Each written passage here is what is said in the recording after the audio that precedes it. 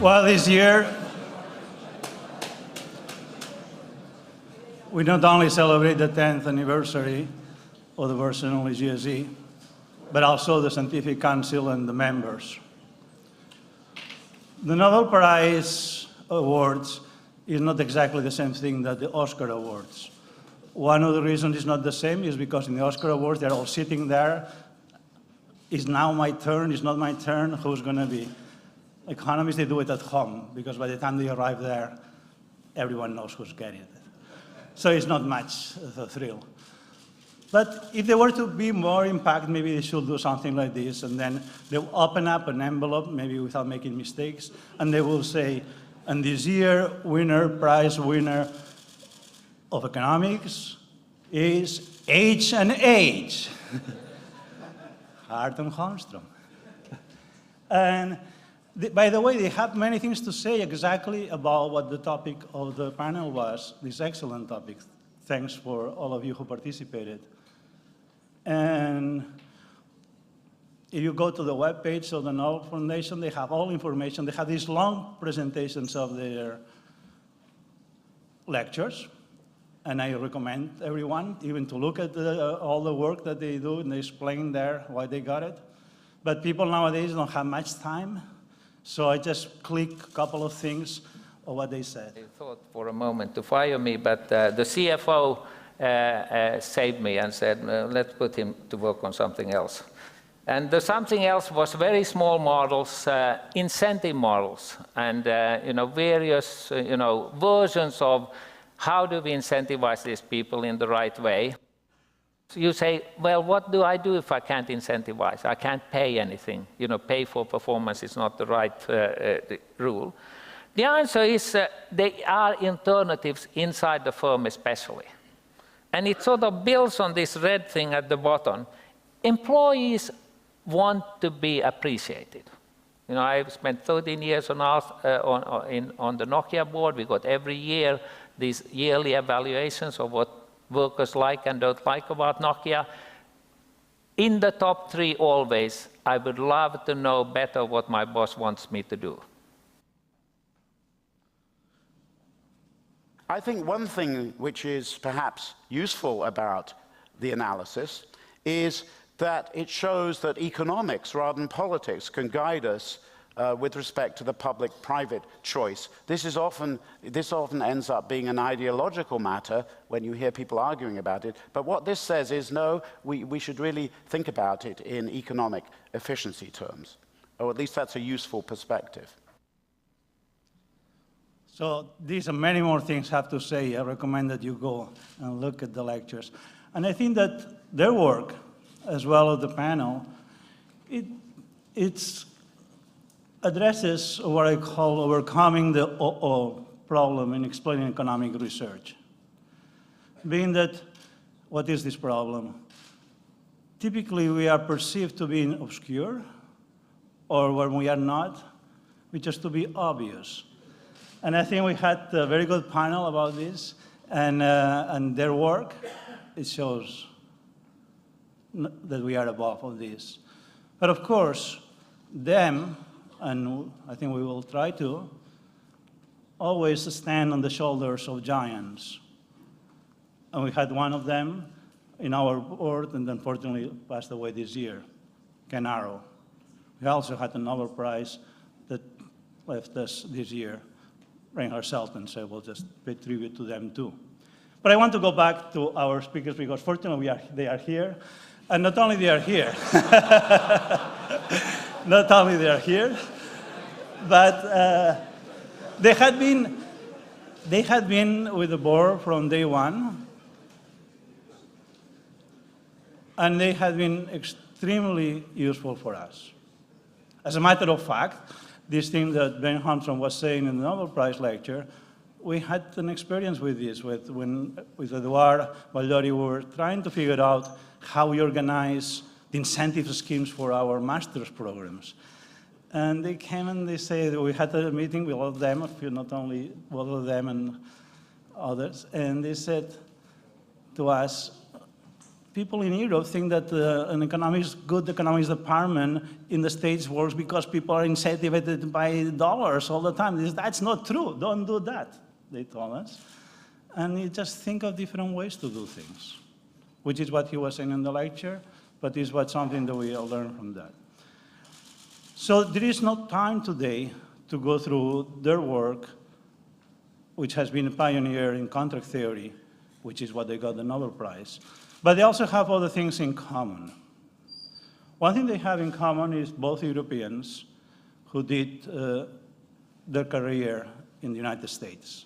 So I have one question for them. What can Europe do to further develop research careers? Let me just say that, you know, you put up a picture of Ken Arrow. He was I think, a huge role model for us all. Certainly his work, although some of it was about contracts, a lot of it wasn't, but, you know, I certainly admired him more than almost any economist. Okay, that's not the answer to your question, which was how can Europe do better? Is that? Yes. Yes. It's a simple question, so you have 1 minute, basically. Yeah. I think Europe has done better since, I mean, I think of my training in economics. I mean, I started off in mathematics. That was my first degree. Then I did a master's degree at Warwick in economics. And, you know, Warwick was a very small and pretty sleepy place at the time. And if you just look at it as an example, it's come up hugely and now has a vibrant graduate program. Barcelona, trying to think back to where that would have been in the late 60s, early 70s. Not much going on, I imagine, compared to what we have now. LSE was always there, of course.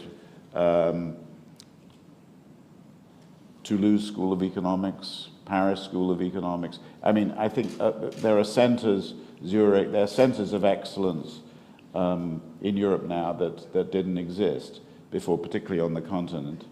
And so things have been going the right way.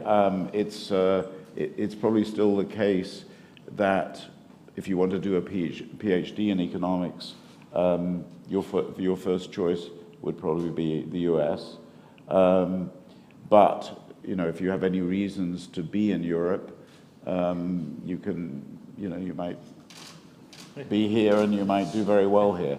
So what can it do to? And by the way, I mean, political developments may help Europe, right? Trump. We hope that's a very temporary phenomenon, but who knows? Brexit is, of course, I think, a bit of an issue. I think that is going to, I'm concerned, deeply concerned actually, that that's going to make the UK less attractive than it has been, because the UK has, I think, improved enormously in economics, and a lot of that is because it's become so international, and you know, a lot of the economists in the UK are not British, and that may change, which I don't think will be good. But anyway, bottom line, perhaps having more private fundraising. Universities in Europe are moving in that direction, and they perhaps can move more, and because you can never rely on the government, as we know. But anyway, those are my thoughts. Ben? Yeah, thanks for inviting us here. And thanks for showing that we at least will appear one more time here at the BSG. I think there is one fundamental problem in European higher education, if we don't just talk about research, but higher education in general, a handicap, really. And that is that students don't have choice, faculty doesn't have choice, and between universities and within universities, and that that's really the strength of the US. We call it also competition, but I prefer the precondition for competition is choice. And so my recommendation is always to give them more choice. And that will bring about, stimulate competition, and in the end, that's the best way of regulating. You mentioned, you have to try bonuses for how many articles you write, or you have to, you try to evaluate people in various ways. But there's no better way of evaluating to relying on peers.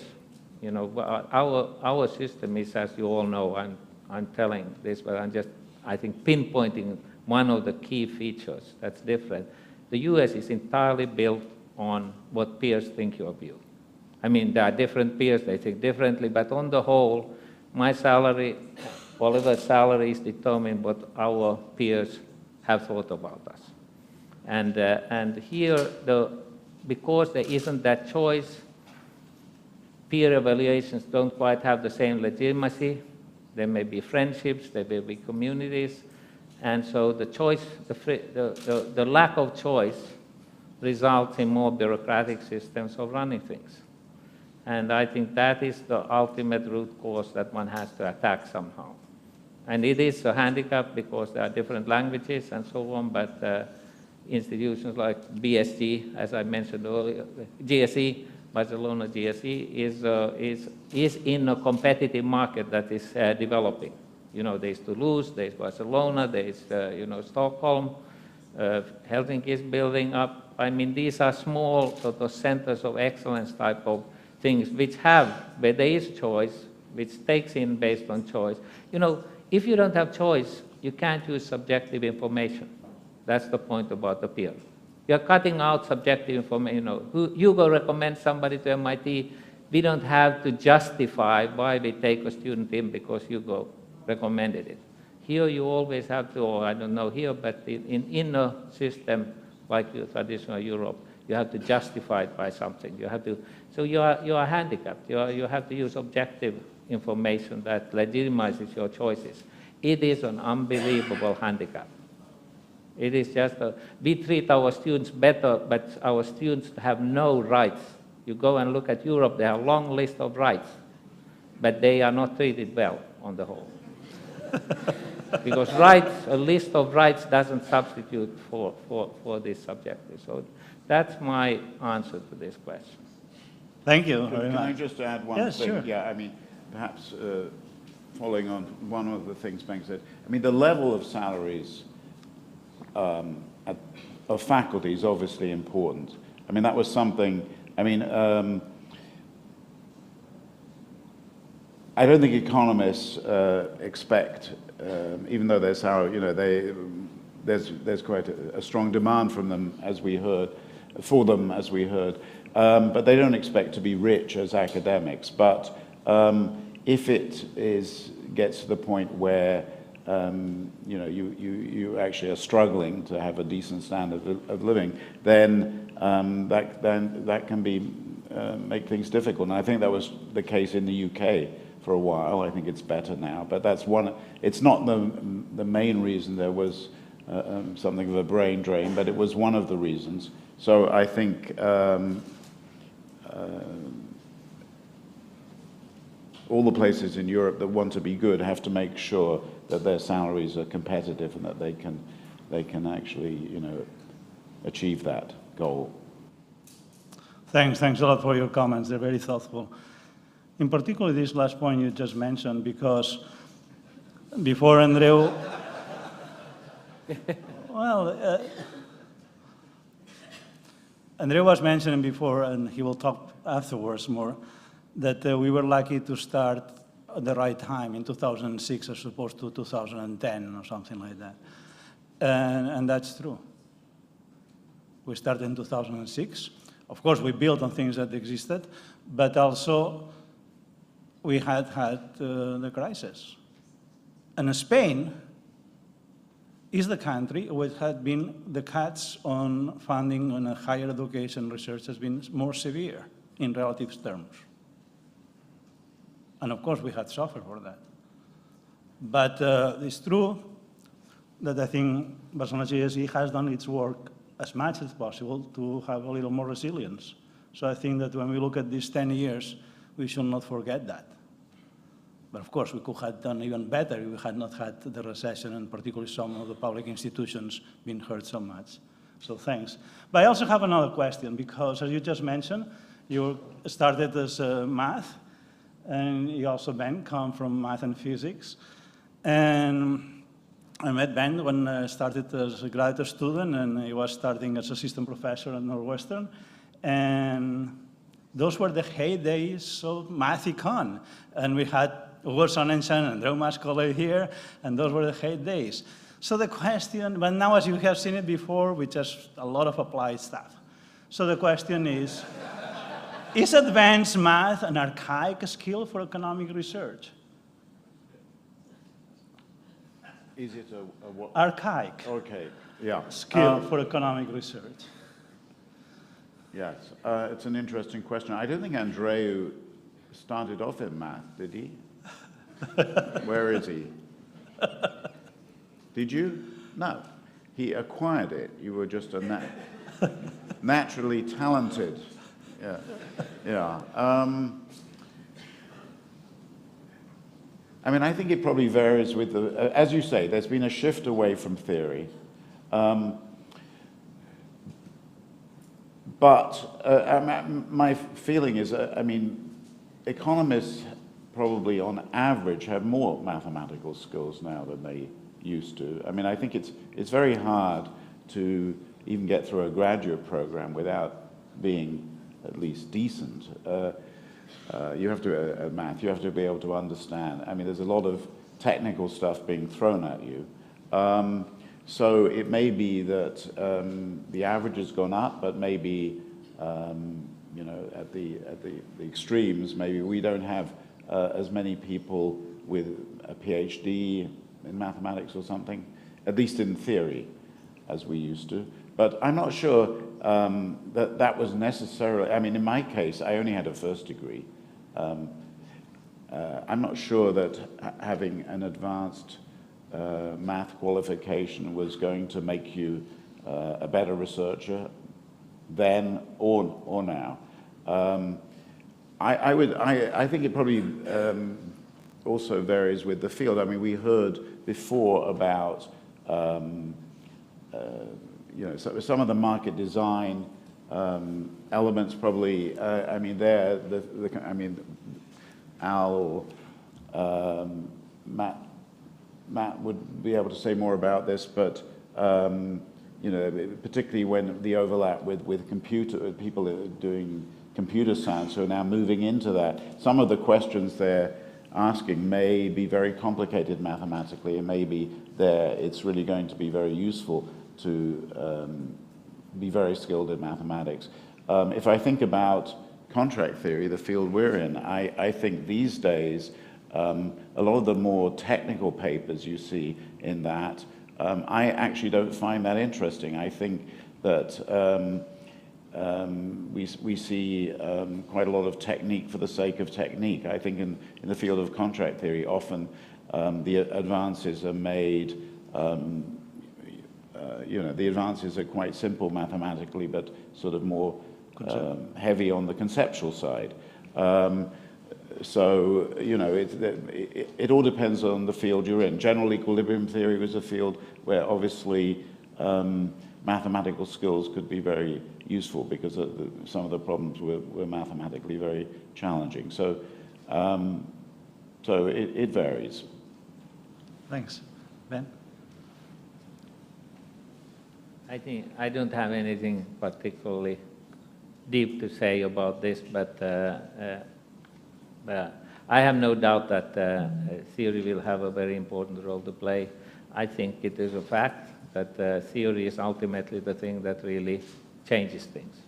So we saw today talk about general equilibrium theory, which has had a massive impact on everything. And game theory is a more vague concept, a broader concept, so not the same structure, but it has also had a big impact. The one thing I want to point out is, you know, simple which you saw in this little quote. I am a big believer in what Mike Rothschild taught me very early on. He said something that I never forget. He said, doing models is all about what you can leave out and still be interesting, and not about what you can fit in and still solve. And you know, I think that's a very profound lesson. I'm sure he learned it probably from somebody else, but I want to pass it on to the students here as a contribution to the great tradition of passing on knowledge and insights. In that vein, if you think about, say, the effect of the Modigliani-Miller theorem, to take an example, completely changed everything in finance, for good or bad. It's like the atomic bomb or the nuclear power or something like that. It can do damage, it can do good things. But very simple idea, asking the right question. There's always a shortage of people who are asking the right question, the good questions. If you have the question right, there will be hundreds of people able to solve it. So it's always about asking the right question, and typically it's a very simple question. But it took them a lot of effort in some sense to think about it. And I think the same is true. So when you then present, you know, your theory, be that, you know, about not putting all your eggs in one basket or whatever, you know, it will look and sound trivial, which is a challenge in some ways, I think, for the Economics Nobel Prize, for instance, because either you are obscure or you are obvious. There's nothing in between, really. But I think economics is a very subtle, I want to emphasize, I think the economics is a very subtle and sophisticated skill, and we do some damage to ourselves by trivializing it. It is, we take for granted a lot of things that are very profound, and we should focus more on trying to really translate our ideas. And I don't belittle, but I welcome enormously this empirical movement, because it will help stimulate new theories and new thoughts and ideas. But I don't think 100 experiments will replace, or 1,000 or 10,000 experiments will replace a Modigliani-Miller theorem. Thanks a lot.